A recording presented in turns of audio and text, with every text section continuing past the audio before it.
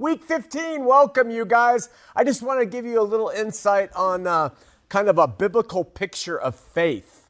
It's interesting because we don't often understand that faith, according to the book of Hebrews, the only way to please God is by faith.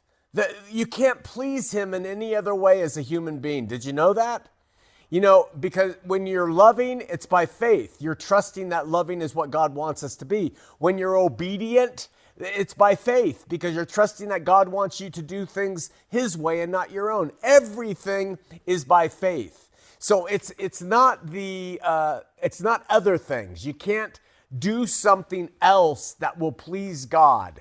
He's not about that. He holds faith up as the singular way human beings can please him. And what we often fail to recognize is that this idea of faith starts in Genesis and it goes all the way through the Old Testament, all the way through the apostolic record, and then it continues on out to our day. So I just want to explain that to you. God said to Adam and Eve, don't eat of the tree. Do you have faith in that, Adam and Eve? And they said, no, we're going to eat of it. So it was, do you trust me? It's always, do you trust me? Will you place your faith in what I have to say? In the offering Cain and Abel, Abel apparently trusted what God wanted and Cain apparently didn't, right? And so it's all about this faith. Well, I want to work through it really quickly. From Adam till about 3 AD, which is when 3 or 4 AD is when Jesus, 3 or 4 BC was when Jesus was born. People lived by faith and trust that God was going to send a Messiah. Okay? They looked forward to the coming of a Messiah. They had prophets who prophesied of the coming of the Messiah. They had a God of wonders who did all sorts of things with his power to show that he existed. And they took those things and they said, I believe in this God, though he's invisible. I believe he will lead us through this battle. He'll lead us through this suffering. He'll do these things. And other people said, I don't.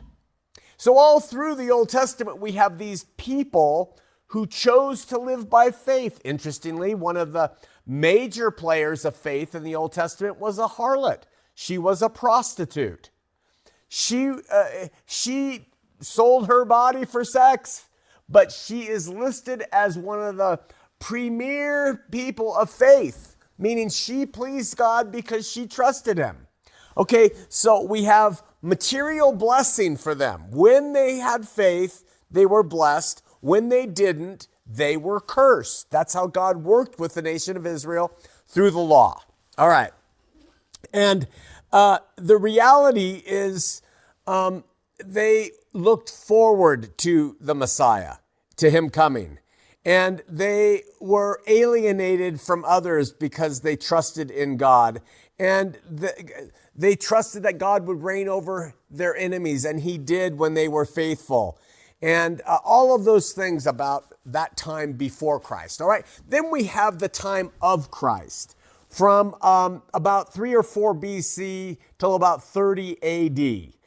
And the people then live by the least amount of faith. Okay? The most amount of faith are the Old Testament people because they were believing in promises of a Messiah to come.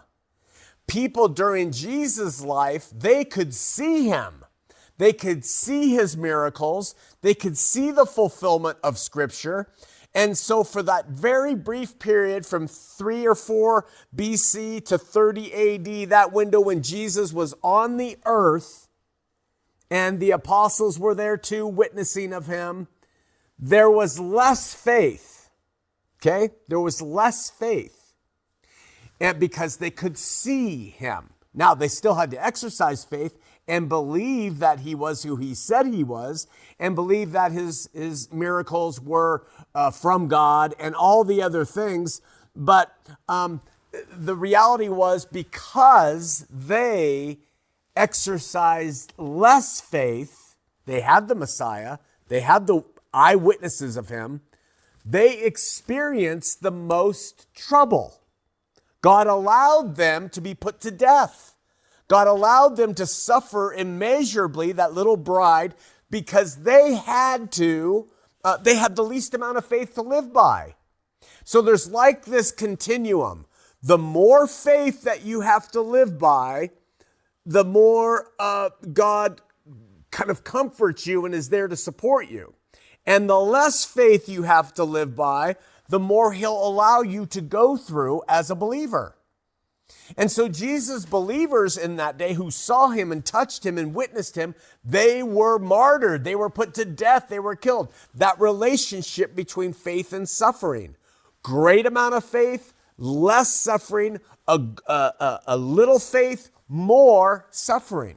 All right? That's how I see it. So they were martyred and they were put in all sorts of terrible things. They were lit on fire and tortured and everything else.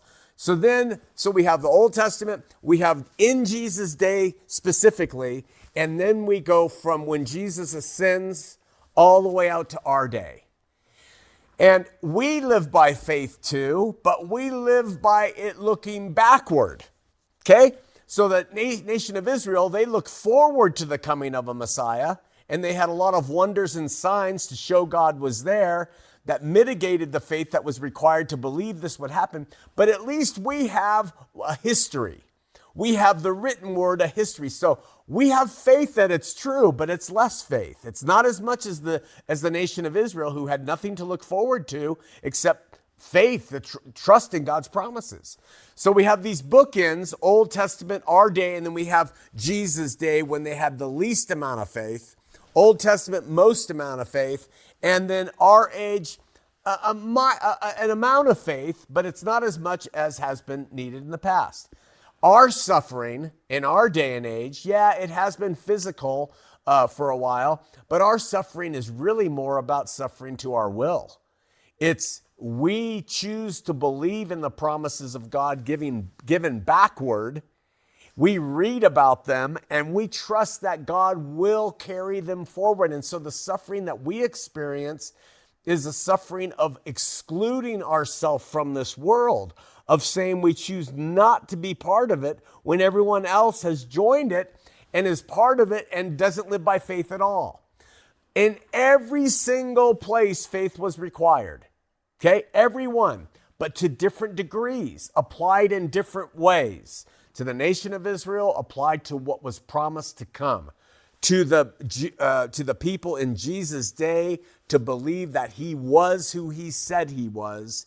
And for us in our day, to look backward and say, I believe it happened.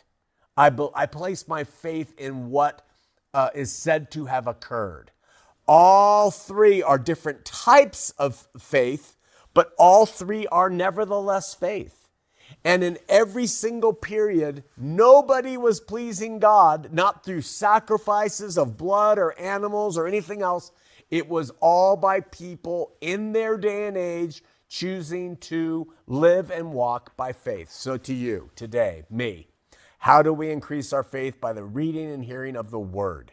And it comes in and our faith grows. And we say, I am going to trust in the promises of God made to those people before me. That he would and did send his son. That his son did do what the scripture says he did. I will stand in this day and age, 2,000 years later, trusting in those promises.